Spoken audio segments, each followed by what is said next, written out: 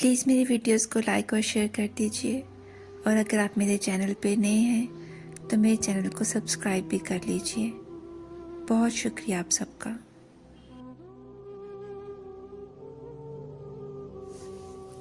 میں روز شام کو چھت پر جاتا تھا اور وہ روز سر پر سفید دوپٹہ اوڑھے چھت پر آتی تھی۔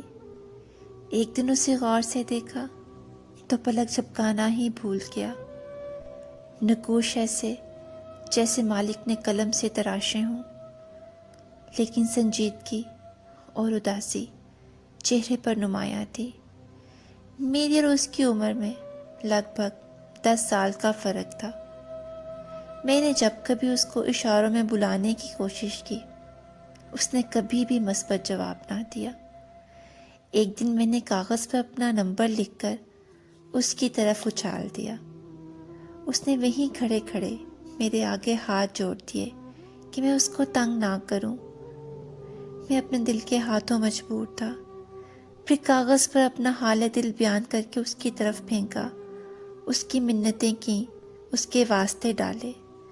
آخر اس نے اپنا نمبر مجھے بھیج دیا۔ بات کرنے پر اس نے مجھے بتایا کہ وہ بیوہ ہے۔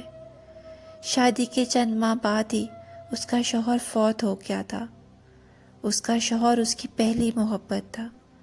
وہ اس کی یادوں کے ساتھ ہی اپنی باقی زندگی گزارنا چاہتی تھی۔ میرے سے باتیں کر کے آہستہ آہستہ اب وہ زندگی کی طرف لوٹ رہی تھی۔ وہ انتہائی حساس، نفیس اور باقی دار عورت تھی۔ ایک دن اس کے والدین کہیں گئے ہوئے تھے۔ میں نے اس سے ملنے کی ضد کرنا شروع کر دی۔ اس کے انکار کے باوجود میں اس کے گھر چلا گیا۔ اس نے دروازہ نہ کھولا۔ میں ضد کر کے باہر ہی بیٹھ گیا کہ جب تک دروازہ نہیں کھولو گی میں یہاں سے نہیں جاؤں گا۔ آخرکار مجبور ہو کر اس نے دروازہ کھول دیا۔ میرے اندر جاتے ہی اس نے کہا کہ کیوں میری عزت خراب کرنے کے در پہ ہو؟ تمہیں کسی نے ادھر دیکھ لیا تو میری بیوگی اور میرے والدین کی عزت کا جنازہ نکل جائے گا۔ اس کا چہرہ آنسوؤں سے تر تھا۔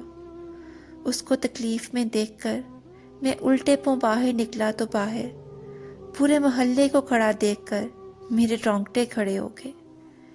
ان میں سے کسی نے اس کے والد کو فون کر کے سارا ماجرا بیان کر دیا، اور وہ اس کو بد کردار، بیوہ ہونے کا طعنہ دے رہا تھا۔ میں نے کہا بھی کہ میں اس سے شادی کرنا چاہتا ہوں، لیکن کسی نے بھی میری بات پر کان نہ دھرے اور مسلسل اسے کردار پہ کیچڑ اچھالتے رہے۔ گھر جا کر میں نے اپنے والدین سے اس سے شادی کرنے کی بات کی۔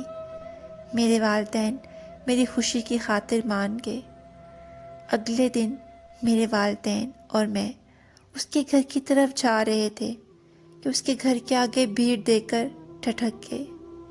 اس نے رات کو ہی کچھ کھا کر اپنی زندگی کا خاتمہ کر لیا تھا۔ وہ رات کی بے عزتی کو سہ ہی نہیں پائی تھی۔ اس واقعے کو آج بھی 10 سال کا عرصہ گزر گیا ہے، اور میں آج بھی پچھتاتا ہوں کہ کاش میں اس رات اس سے ملنے کی ضد نہ کرتا تو آج وہ میرے ساتھ ہوتی۔ محبت تو محبت ہوتی ہے، اسے عمر، رنگ روپ، بیوگی سے کیا فرق پڑتا ہے؟ یہ تو دل کے معاملے ہوتے ہیں۔ آج اتنے سال گزرنے کے بعد بھی میں اکیلا اس کی یادوں کے ساتھ زندہ ہوں۔